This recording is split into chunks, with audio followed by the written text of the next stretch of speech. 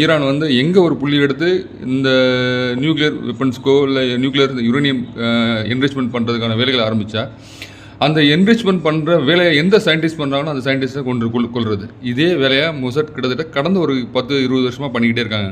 பார்த்தீங்கன்னா 2020 father of Iran nuclear weapon அப்படின்னு சொல்லுவாங்க, மொசன் ஃபக்கீர் ஷா அப்படின்னு சொல்கிறவர். ஸோ அவர் வந்து நவம்பர் 27, 2020 வந்து ஈரானில் வச்சு ரிமோட் கண்ட்ரோல் கன்னில் வந்து மொசாட்டோட உளவு வேலையை வந்து அவர் வந்து அசாசினேஷன் பண்ணுறாங்க. ஸோ ஃபஸ்ட்டு இது வந்து ரொம்ப முக்கியமான சயின்டிஸ்ட் ஈரானுக்கு இது. அதே மாதிரி பார்த்தோம் அப்படின்னா 2010 ஒரு சயின்டிஸ்ட்டை கொண்டிருக்காங்க, மசூத் அலி முகமது அப்படின்னு சொல்கிறவர்.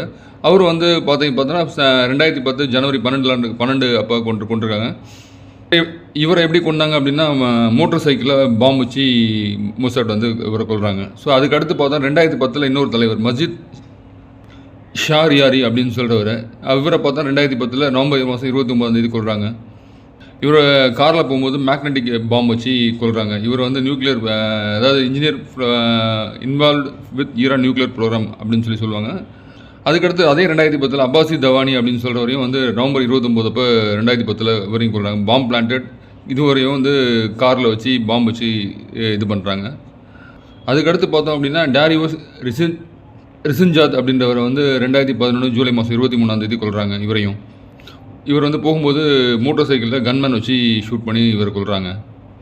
ஸோ இது மாதிரி பல சயின்டிஸ்ட்டை வந்து இஸ்ரேல் வந்து மொசாட் மூலமாக கொள்கிறாங்க. ஆனாலும் இருந்தாலும் தொடர்ந்து வந்து இந்த ஈரான் வந்து நியூக்ளியரோட என்ரிச்மெண்ட்டை வந்து விடாமல் பண்ணிக்கிட்டே இருக்காங்க.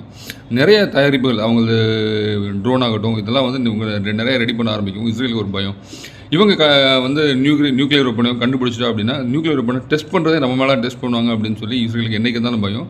அதுதான் முதல் காரணம்.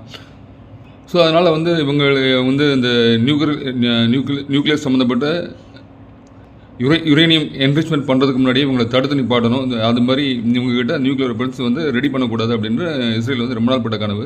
அதை கரெக்டாக வந்து இன்றைக்கி வந்து தடுத்து நிறுத்தியிருக்காங்க இஸ்ரேல். ஈரானோட நடான்ஸ் நியூக்ளியர் என்ரிச்மெண்ட் பண்ணுற சைட்டில் வந்து இந்த நடான்ஸ் நியூக்ளியரோட என்ரிச் பண்ணுற இடத்த வந்து இன்றைக்கி கரெக்டாக வந்து குறி வச்சு அடித்து இன்றைக்கி துவச்சி எடுத்துட்டாங்க இஸ்ரேல். கிட்டத்தட்ட